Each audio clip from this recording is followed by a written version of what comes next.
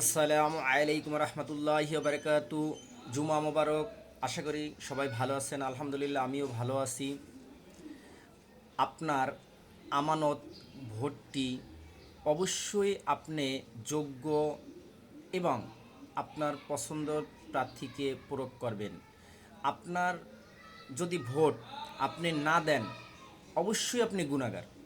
আর আপনি যদি বুঝে শুনে আপনি যদি অযোগ্য ব্যক্তিকে আপনি যদি ভোট দেন, আপনি জানেন সে যদি মানে আগামী নির্বাচনে পাশ করতে পারে, তাহলে সে আপনার জনগণের জন্য কাজ করবে না,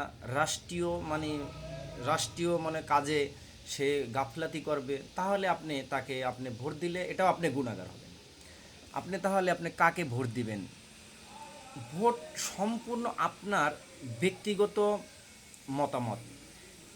যোগ্য যে আপনার কাছে মনে হবে যে পাঁচজন প্রার্থীর ভিতরে এই প্রার্থী যোগ্য, উনি যদি জনগণের দায়ভার নিতে পারে, আগামী ৫ বৎসর পার্লামেন্টে আমার কথা বলবে, মজলুম ব্যক্তির কথা বলবে, গরিব মেহনতি জনগণের কথা বলবে, ভোটটা শুধু দেওয়ার পরই তার দায়িত্ব শেষ, বিষয়টা এরকমের না।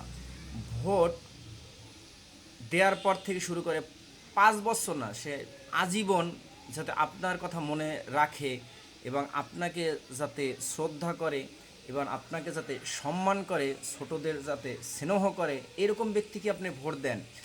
আপনার যে নেতা হবে সে যাতে মসজিদেরও নেতা হয়, যাতে আপনি এমন বিপদে ঠেকে গেছেন সে যেন ইমামতিও করাতে পারে, আবার সে যাতে এমন নেতাই হবে সে যাতে আপনার জানাজার নামাজও পড়াইতে পারে, সে যাতে পার্লামেন্টেও যাতে বলিষ্ঠ কণ্ঠস্বরে আপনার কথা বলতে পারে।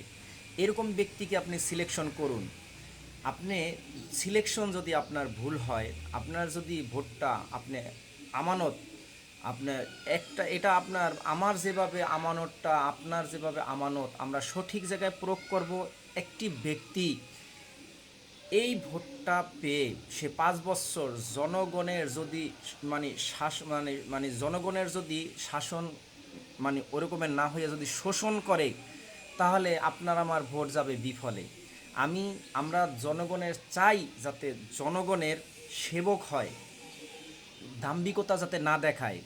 উনি যে ভোট পাইছে, উনি যে ভোটটা নিল আমাদের কাছ থেকে কাকুতি মিনতি করে, আমরা যে তাকে ভোটটা দিলাম, আমাদের ভোটের যাতে সম্মানটুকু রক্ষা করতে